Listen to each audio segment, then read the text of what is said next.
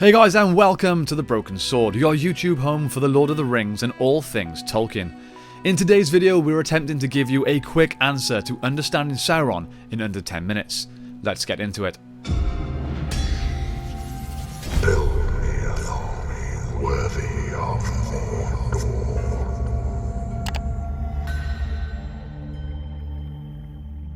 Sauron has his beginnings in the Timeless Halls, before the creation of the world and the music of the Ainur as one of the Ainur. Apprenticed to the Valar Aule the Smith, and said to be surpassed in his craft only by Aule himself. At this time, before his treachery and joining with Morgoth, he was known as Mairon. Sauron is a master of manipulation, possessed of inhuman patience and will to dominate, and is the greatest craftsman to ever live in Middle-earth. From the beginning, the Valar did not perceive or understand Mairon's treachery, as he acted on behalf of Melkor in the destruction of the Isle of Almaren, before the Valar moved to Valinor. Yet they still had not perceived his treachery, nor the extent of it.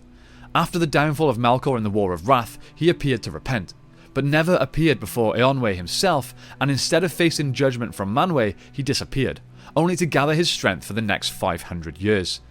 Among his many powers, his ability to shapeshift is probably the most terrifying. We see him battle Finrod Felagund with song. He turns into a bat, a snake, and a werewolf. Throughout the First Age, Sauron was Morgoth's chief lieutenant, and conquered the island of Tol Sirion and turned it into Tol Ingauroth, the Isle of Werewolves. He also acted as an agent of Morgoth in the story of Beren and Luthien, seizing Beren and Finrod and their men, 10 who remained loyal to King Finrod. They would gradually be seized and killed, before Finrod escaped and destroyed the werewolves standing guard and freeing Beren. Sauron transformed into the largest of werewolves and fought with the Wolfhound of Valinor, Huan, and lost. Transformed into a vampire and then fled. At the time, there was a prophecy that Huan could only be killed by the greatest wolf. As such, Sauron takes this shape without knowing Morgoth had already bred the greatest werewolf of all time, Carcharoth. Perhaps a shade of naivety shown here. He would not only be willing to transform into great beasts though, he also used a fair form in the Second Age. One of these fair forms he called himself Annatar, the Lord of Gifts. In this form, Sauron approached the likes of Elrond and Gil-galad, who, though they did not recognise him as Sauron, they did sense something to be amiss. Turned away from them, Sauron approached Celebrimbor of Eregion to smithy the Rings of Power. The one ring to rule them all, one ring to find them, one ring to bring them all and in the darkness bind them, in the land of Mordor where the shadows lie. So what was Sauron's plan? His plan was to disperse these rings to the rulers of the various races of Middle-earth so that when they put them on, he would be able to read their thoughts and location, gradually bringing them under his will and exploit them. The dwarves and elves proved more resistant to the rings than would the 9 mortal men doomed to die, who would become the Nazgul, the ring-wraiths who would become worn down by the rings over time and disappear into the unseen world entirely, shaped only by their black robes. He intended to use these rings for all the heads of the races of Middle-earth, as he did with the Nazgul. Though he did not bring the dwarves under his control, he did kindle them with great desire for wealth that did lead them astray, as they mined deeper and deeper into the earth, and of course awoke Durin's Bane, a Balrog of Morgoth.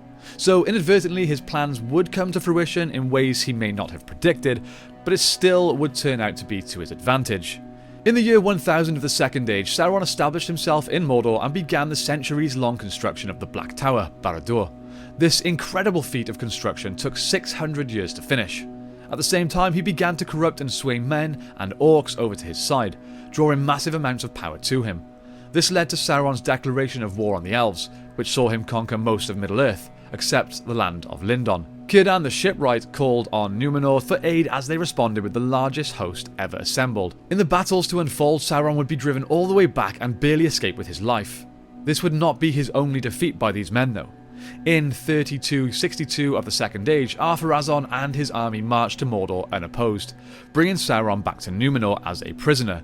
Although this would be the beginning of the downfall of Númenor, as he acted in the capacity of Ar-Pharazôn's advisor and led him by playing on his fear of death to wage war on the Valar and to break the ban of the Valar. In doing so, the continent of Númenor was brought beneath the waves and the entire civilization was destroyed, except for the 9 ships of the king's men, with the future High King of Gondor and Arnor, Elendil and his sons Isildur and Anarion, as part of the remnant of Númenorian culture that survived this catastrophic event.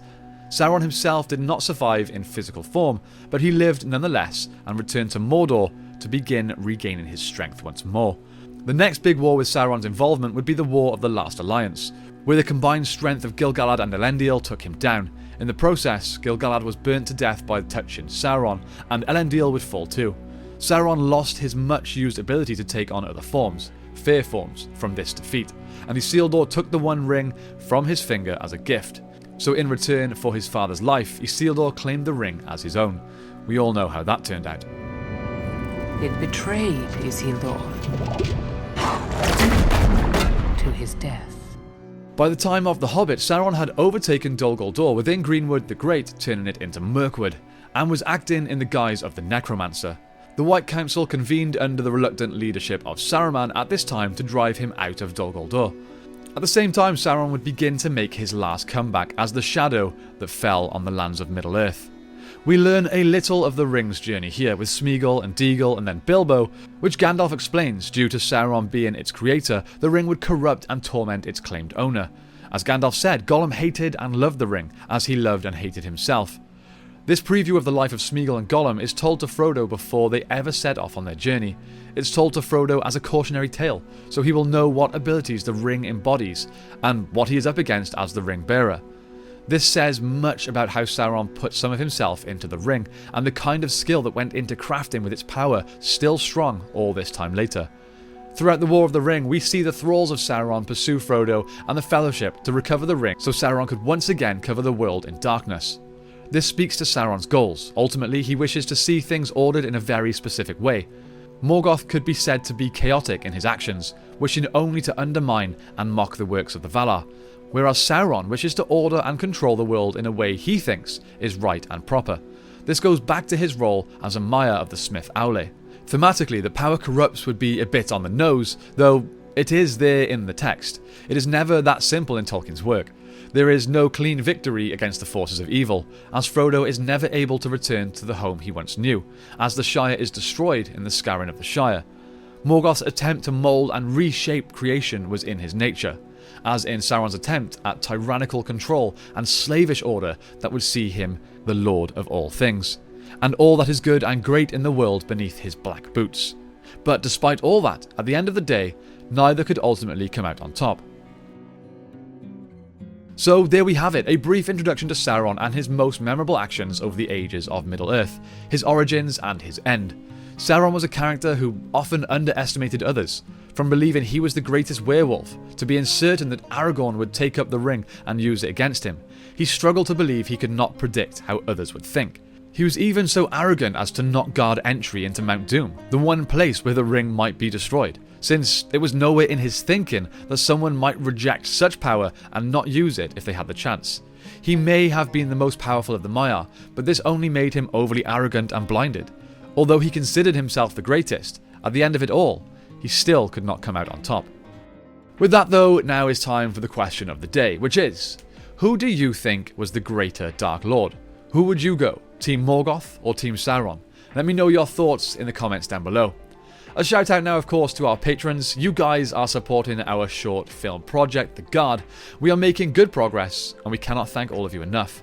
We have the Divine Power tier members of Kevin and Abram, the Fire Demon tier members of Nashith, Denver Steele and Gregory, and the Wizards staff tier members John, Andrew, Jennifer, Hunter and David. You are all true legends of the Brohirrim. Finally, if you've managed to reach the end of this video with me today and you've enjoyed what you've seen, then please hit that subscribe button and bell icon so that you know when all future videos are going up. Guys, thank you so much for your time today. I hope you have a fantastic rest of your day wherever you are, and I will see you next time on The Broken Sword.